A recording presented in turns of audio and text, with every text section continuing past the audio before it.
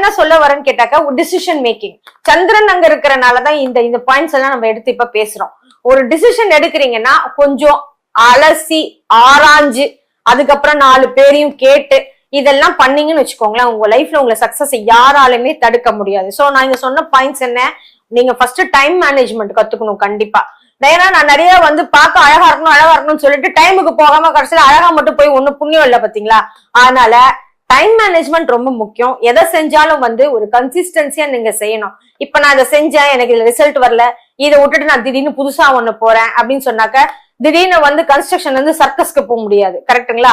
So அந்த மாதிரி நீங்க இங்க இருந்து அங்க ஜம்ப் அடிக்கிறது பண்ணாம ஒரு முயற்சி எடுத்தா அதுல என்ன நம்ம தப்பா பண்றோம், அந்த தவறு என்ன அப்படிங்கறத உணர்ந்து அதை சரி செய்து கொண்டு நீங்க செய்ய ஆரம்பிக்கும் போது பாத்தீங்கன்னா லைஃப் சக்சஸ்ஃபுல்லா போகும்.